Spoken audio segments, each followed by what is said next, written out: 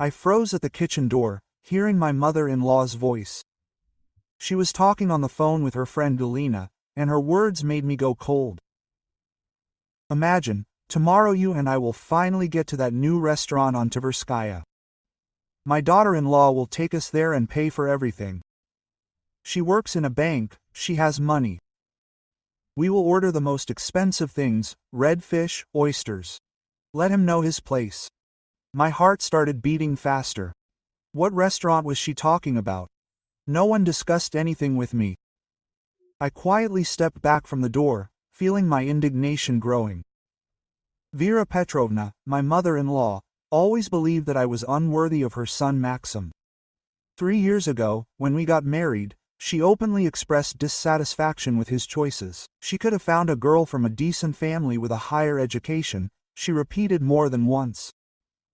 The fact that I worked as a bank teller and not as an economist, as she dreamed of, was a constant source of irritation for her. Maxim tried to smooth things over, but his frequent business trips left me alone with his mother. She never missed an opportunity to remind me of my low origins, criticized my cooking, appearance, manners. I tolerated it for my husband Sake, but there is a limit to everything.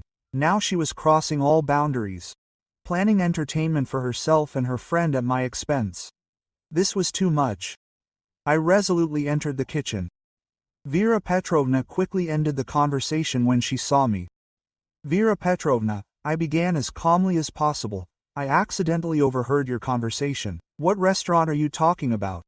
Her face expressed confusion for a moment, but she quickly pulled herself together.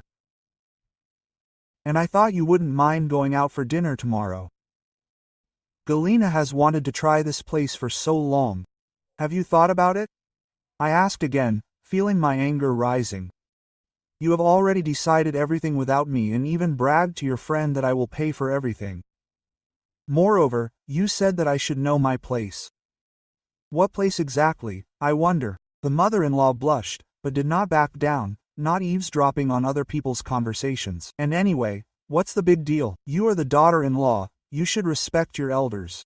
That's how it is done in our family. Respect, yes, but not be an unpaid servant and a wallet, I answered firmly. If you want to have dinner at a restaurant, plan it yourself and at your own expense. How dare you tell me what to do? Vera Petrovna flared up. Ungrateful. My son supports you, and you are still insolent. Maxim does not support me. I work and earn my own money.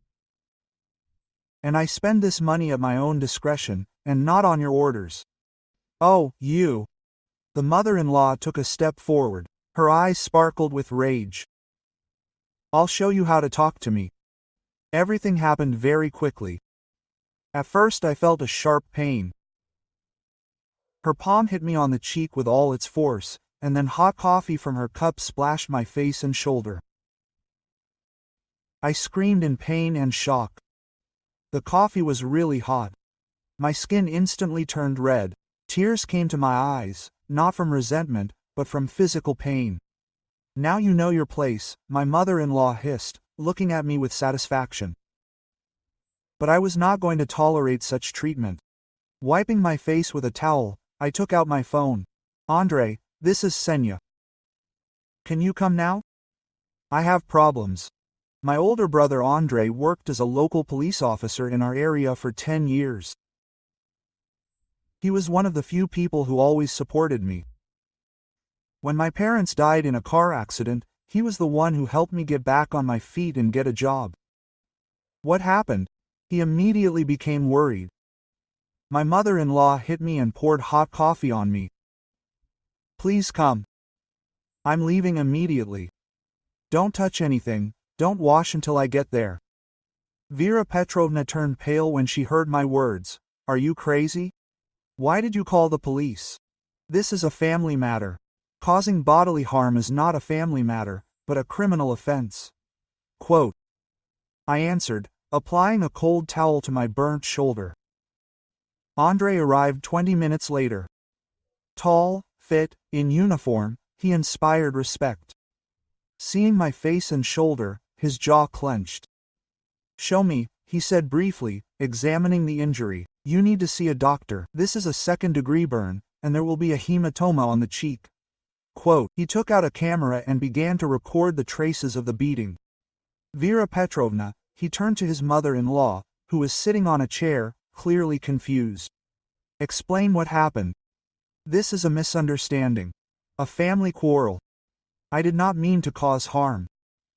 You hit me in the face with your hand and poured hot liquid on me. Andrei interrupted her. This is causing bodily harm. I am not interested in your motives.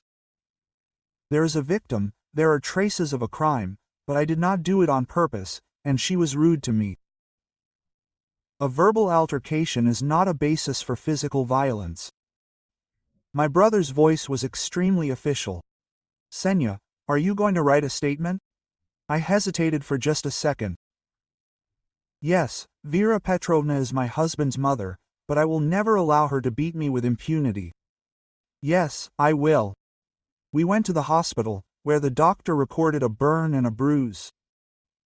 Then to the department, where I wrote a statement about the beatings. Andrei explained to me my rights and the possible consequences. Under Article 116 of the Criminal Code of the Russian Federation, she faces a fine, community service, or administrative arrest, he said. This is if the court considers the injuries minor. But given that there is a burn, they can qualify it as causing moderate bodily harm. I returned home in the evening. Maxim was sitting in the kitchen with red eyes. His mother had probably managed to tell him everything in her own version. Kasyusha, why did you do this? He began. Mom says that you yelled at her, and she only pushed her slightly. I silently showed him the certificate from the hospital and the photos of the injuries. Was it a slight push? I asked.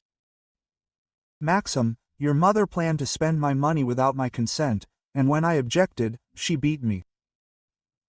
And you still ask why I filed a complaint. He was silent for a long time, studying the documents. She is used to commanding. She did not think that everything would go so far. And I am not used to being a victim of domestic violence and do not intend to get used to it. The trial took place a month later. Vera Petrovna received a fine of 40,000 rubles and a warning about the inadmissibility of such behavior. But the main change occurred in our family. For the first time in 3 years of marriage, Maxim took my side. He realized that silently enduring conflicts between his wife and mother is not a solution to the problem, but an aggravation of it. We moved to a rented apartment. For a long time, my mother-in-law could not understand how some cashier dared to judge her, but gradually it dawned on her that times had changed. Now she could not insult and humiliate people with impunity just because they were younger or earned less. Our relationship did not become warm. It is unlikely that this is possible after everything that happened. But now there is mutual respect between us, based on an understanding of boundaries. She knows that her actions have consequences, and I know that I can stand up for myself. Andrei told me later, it's good that you did not remain silent. Domestic violence flourishes because victims are afraid to seek help. You set the right example. Sometimes, in family relationships, we forget about our own dignity, but respect should be mutual, regardless of age and family ties. Thank you for listening to the end. If the story was interesting for you, subscribe to the channel and like it so as not to miss new videos.